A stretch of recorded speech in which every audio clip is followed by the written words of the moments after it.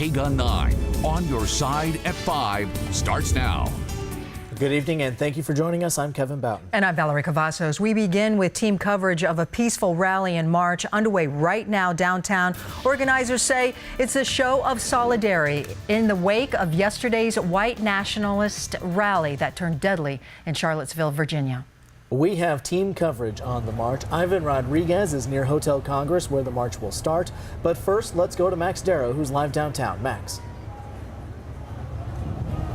Kevin, Val, you see people are walking already. They're just leaving Hotel Congress, and they are going to be marching down 4th.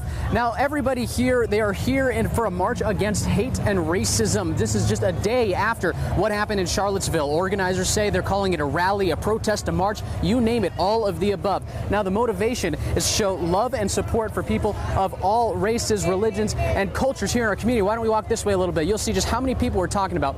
Now, this line has been going on like this, snaking around here for the past 5, 6, maybe even 7 minutes. Now, another part of this motivation is to speak out against white supremacy, saying there's no place, not in the just community, not the state, but the entire country for this mindset. Now, there are more than 1,000 people said on at least Facebook they will be at this event, and as you can see by this trickle of people, like I said, it's been going on for a couple of minutes now. Again, it's a very diverse group. Another big point that some people emphasize is that this is not a partisan issue. This is actually a deeply rooted issue in American culture that really needs to be addressed. Kevin and Val? All right, thank you, Max. Now to 9 on your side's Ivan Rodriguez, who should be nearby. Yeah, Ivan, what's it look like where you are? Valerie, Kevin, I'm on 4th Avenue right now. Let's take a look at this right away. We have a lot of people leaving, like Max said, Hotel Congress, and we're still looking all the way down. I'm looking all the way down 4th Avenue, and I still don't see the end of this march. And they're being escorted by one TPD officer here at the very front. We have TPD officers as well on bicycles escorting them as they march. We see a lot of kids, strollers, all these people. They're going to continue walking toward 4th Avenue, down 4th Avenue. They're going to turn right on University. Now, take a look at this map. If you want to join in, take a look at this map because they're going to continue marching toward the Islamic Center, the African American Student Affairs Center, and then the Hillel Foundation. They will then march back to Hotel Congress and meet on the patio stage at 6 for what they say is going to be a continued rally, and they're going to have speakers at that rally. Again, the Tucson Police Department here escorting all these people. You can see the line just going all the way down 4th Avenue. For now, Valerie, Kevin, back to you. All right, thank you, Ivan. We'll check back with you later. Now, a day later in Charlottesville, the man who organized the Unite the Right rally tried to hold a news conference, but the massive crowd did not let that happen. Say her name! Say her name! Say her name! Nazis go home! Nazis go home! The atmosphere still very tense following the deadly rally. One woman, 32-year-old Heather Heyer, died when a driver plowed his car into protesters. That man, 20-year-old James Field, is now in jail, waiting his arraignment tomorrow on a second-degree murder charge. Today, both parties are reacting to President Trump's response to the violence. We condemn in the strongest possible terms this egregious display of hatred, bigotry, and violence on many sides, Well, look at the campaign he ran. I mean, look at the intentional courting, both on the one hand of all these white supremacist, white nationalist group like that. There's two words that need to be said over and over again: domestic terrorism and white supremacy. That is exactly what we saw on display this weekend.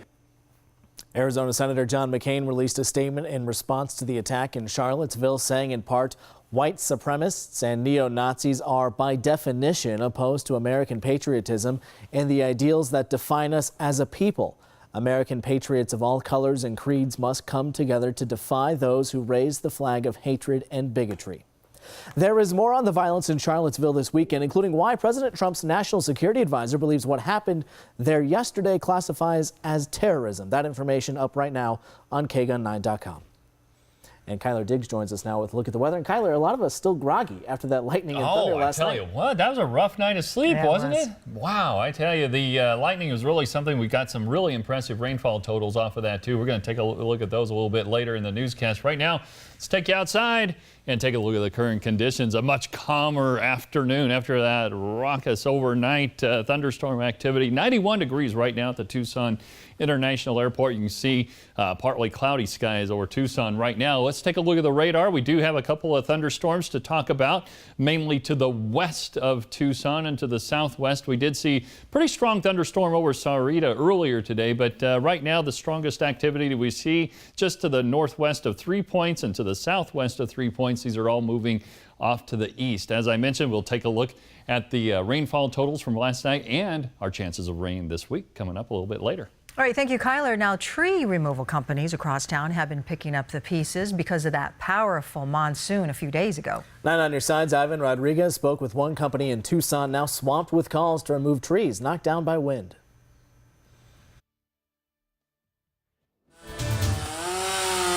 Tree removal companies have been kept busy during this monsoon season. It pulled up the whole earth that was entangled in it. It's such a monster. These roots are such a monster. This tree fell onto a building at Woodridge Apartments Thursday night. Today, crews took the tree out of the building and continued cutting it into smaller pieces. Joe Mills with Action Yard and Trees says his company has seen an increase in the number of calls they've been receiving. Oh, the calls have been tremendous.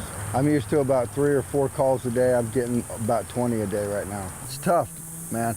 I had a guy had to go down yesterday and get some water because he started cramping up. You really have to look at the signs, drink lots of water. And even though an increase in calls means more business, Mills says he would rather not see this sort of damage happen. I would like a break from this kind of stuff, you know. I don't want to see this stuff happen. Ivan Rodriguez, KGUN9, on your side. All right, let's take another live look downtown where a rally and march against racism and white supremacy is underway. And coming up, we have crews at different points in the march. We'll have the latest updates. You're watching KGUN9 on your side.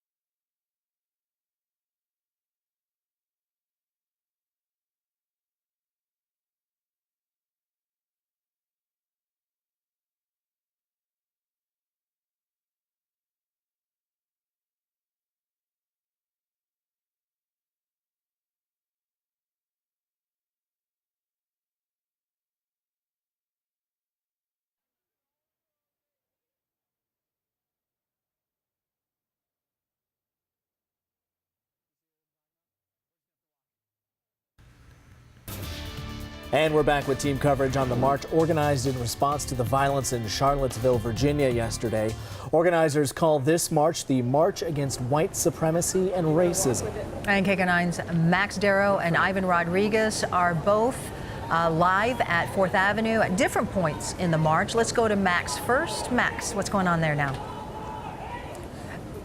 Well, Kevin, Val, we finally reached the back end of this march. See the police officer finishing up the escort over there, but we're going to start walking this way with them so we can continue up with the marchers. Now, you know, through that tunnel, chants were echoing as they were underneath on the 4th Avenue underpass. People chanting lots of things, speaking out against racism and hate. Now, if you look up this way, you can kind of see just how far up 4th Avenue they're going. Ivan's way up there. Now, I spoke with one of the event organizers, and he says what happened yesterday in Charlottesville proves that this is a serious problem that's not just a problem here in town, but it's a problem countrywide that needs to be addressed.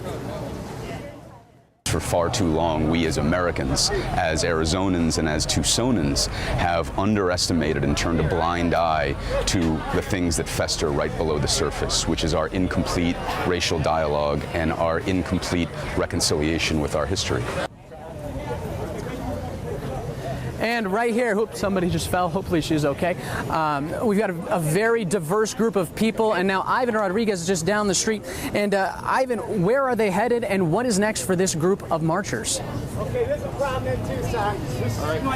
Max, like you said, I'm a little further up on 4th Avenue and 6th Street. They're going to continue going down 4th Avenue. They're going to turn right on University, and the crowd is still marching. I can't see the end of this still, and it is just a huge amount of people walking on 4th Street, children and families together. I'm going to walk toward you here a little bit now. As we see people chanting, people united, people are together right now at this time. We'll just go ahead and take a look at this, see the different amount of people here, the diversity within this crowd. I spoke with one lady here who was marching, who said she was impacted deeply by what happened in Virginia, and she wanted to come out here and show the support for everyone, no matter their color, religion, or anything that they might believe in. Now here again, all these people marching. Like I said, I still can't see the end of this line. They're going to be turning on University, like I said, at right, and they're going to be expected to go back to Congress at 6 for another rally. Valerie, Kevin. All right, Ivan, thank you very much. Let's check in now with Kyler Diggs with a preview of the forecast. All right, let's do that. And there it is. There's a live view. Looking outside via Skycam over the Catalinas, just a few clouds, and doesn't look like a lot of rain in our forecast. I'll explain why coming up. Plus our first look at Arizona basketball this season as they play their first of 3 exhibition games in Spain. You're watching KGUN9 on your side.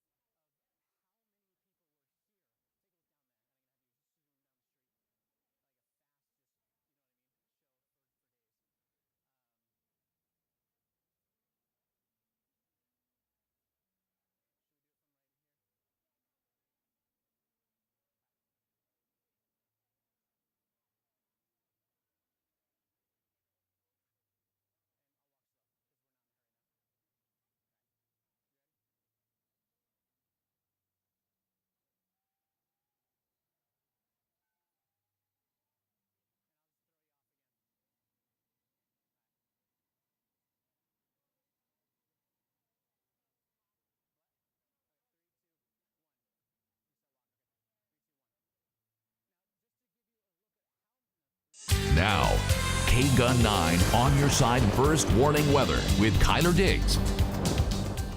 Here's a view outside looking from Mount Bigelow to the northeast, and not a lot of thunderstorm activity. You can see one thunderhead right up there well to the northeast of our area, but it's going to be a pretty quiet evening for most of us. We do see a couple of thunderstorms around the region. Most of those have been to the west or southwest of Tucson this afternoon. These are all moving to the east at about 15 miles an hour. Let's zoom in on a couple of them here. Just to the north of 3 Points, we're seeing a pretty good rain shower there, and the one to the southwest of 3 Points starting to fizzle out a little bit. Here's Doppler estimated rainfall totals since yesterday afternoon. You can see some of the heavier areas there around Bisbee, just to the northwest of Douglas, and then around the Tucson area and to the north of Tucson. That's where we picked up some of the heavier amounts.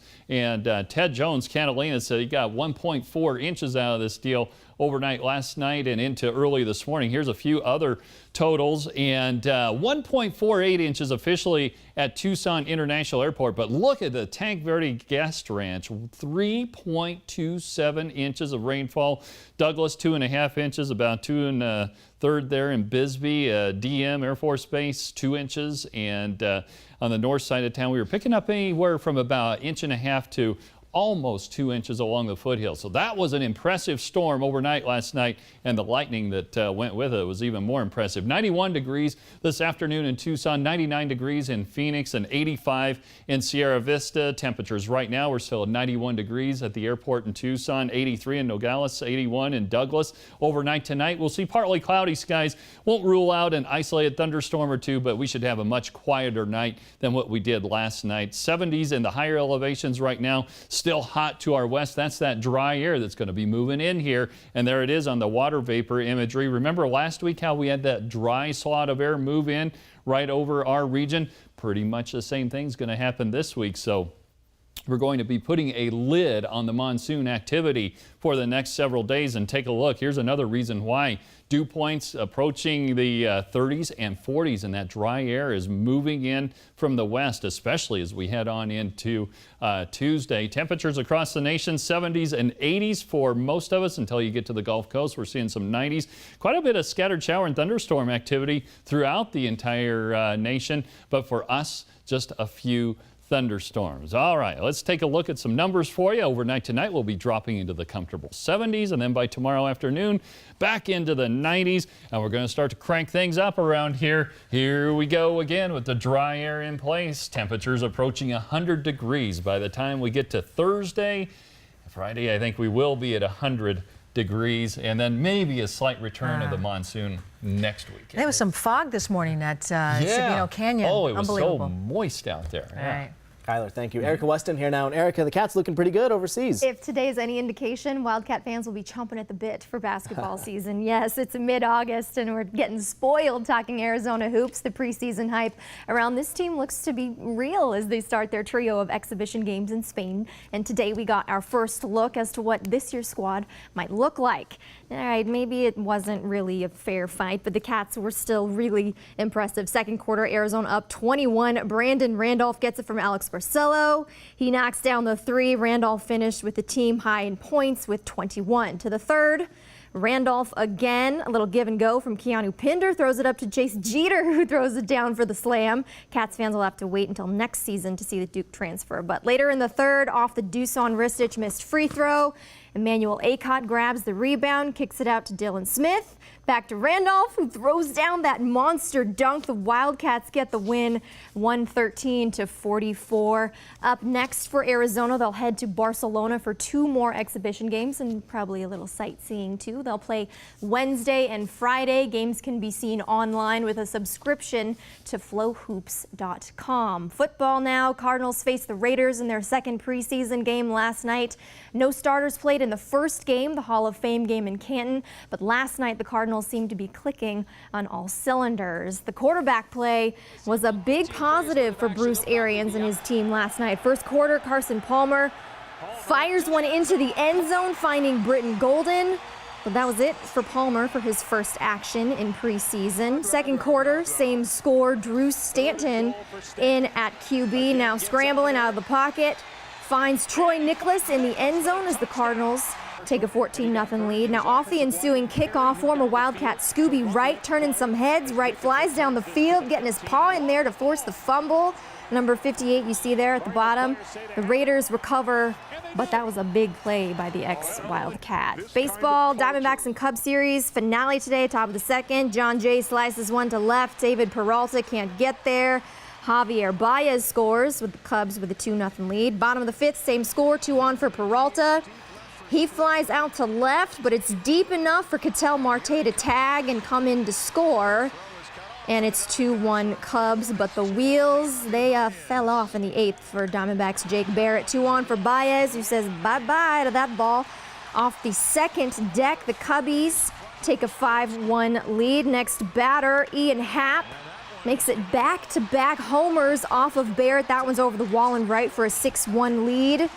And in the 9th, Barrett again gives up another homer, this time to Chris Bryant, who had 9 hits this series. The Diamondbacks lose 7-2. They drop to 2-4 on this 6-game homestand. Up next, I'll host the Houston Astros for 2. Stay with us. More to come. You're watching KGUN9 on your side.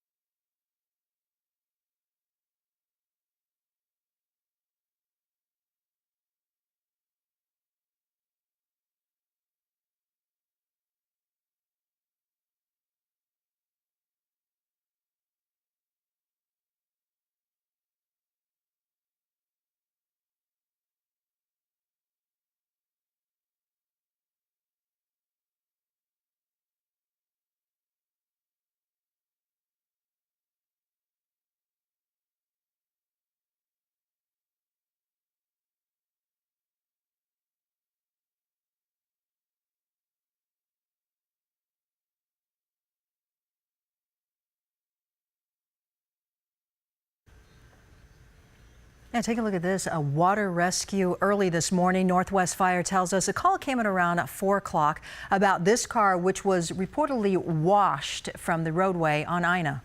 When rescuers arrived, they say they found a man sitting on top of this SUV after it was swept about 20 feet downstream from the road. Rescuers got that man to safety with no injuries. Hey, a traffic alert to tell you about.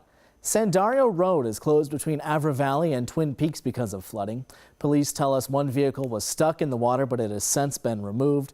There were no injuries in that instance as well. We will keep you updated as to when this road reopens on KGUN9.com and our KGUN smartphone app. And still ahead, Tucson is responding right now to the domestic terrorism attacks in Charlottesville with a show of solidarity. We'll take you out live to what organizers call the Tucson March Against White Supremacy and Racism next. You're watching KGUN9 on your side.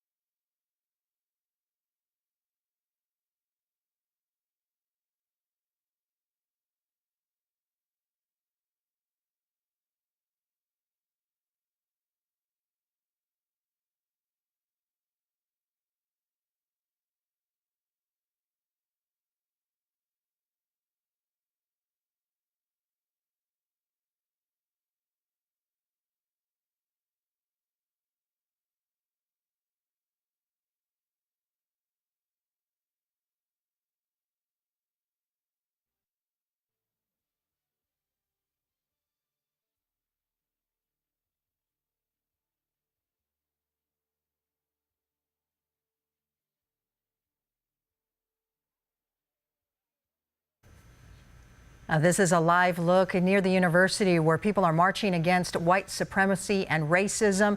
Again, as we told you before, in response to the domestic terrorism attacks in Charlottesville. The march started from Hotel Congress in downtown Tucson at 5 o'clock. It will end there at 6, where there will be a rally as well. We have team coverage of this event. Look for more coming up at 10 o'clock on KGUN9. But before that, Kyler has one last look at the weather.